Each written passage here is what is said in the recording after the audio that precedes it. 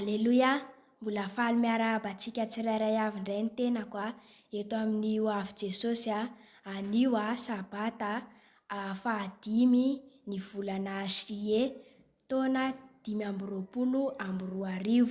Anio dia hanambara aminao ny fahatsaran'ny Tompo hijoro vavolombelona aminao. Mialohan'izay nefany dia araka hivavaka tsika.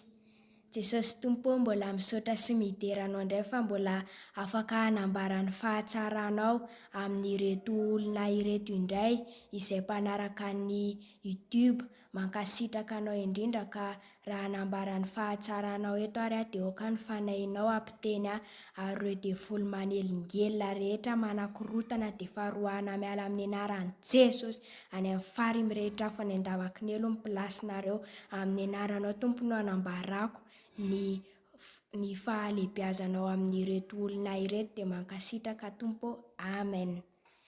Mialohan'ny hanambarako ny fahalebiazan'ny Tompo dia hijery tenin'Andriamanitra tsika ao amin'ny Joba 3:30 dia 4:40 ka 40. Vakiana ny teny amin'ny anaran'i Jesosy.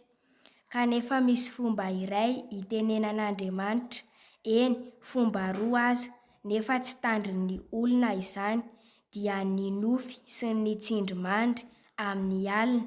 Raha sondriatory iny ny olona ka renoka eo am-pandriana, dia manokatra ny sofon'ny olona izy ka manisy tombo-kase ny fananarany azy. Amen. Tsy azo avaiko lavabe ny tenin'Andriamanitra fa feheziko fotsiny hoe Andriamanitra zany dia miteny amin'ny nofy.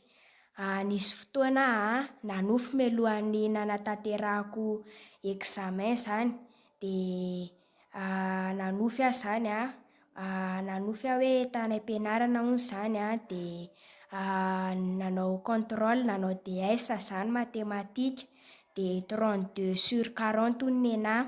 Dia rehefa tonga zany ny examen dia natao ny examen dia rehefa mivaly amin'izay dia ny feuille-ana matematikako zany 32/60 zany, ny tany amin'ny nofy 32/40 fa ny tany amin'ny examen 32/60 dia voninahitra ho an'Andriamanitra ihany fa Andriamanitra zany dia miteny amin'ny alalan'ny nofy izy indraindray fa noharana no ataony ka ny nofy zany dia misy dikany mihitsy amintsika kristiana ka tsika zany mila tsy atao tsinotsino ireny nofy ireny fa rehefa manofy zany ianao dia antanio an'ny Tompo izay dikany dia ny voninahitra dia aterina amin'i Jesosy irery ihany.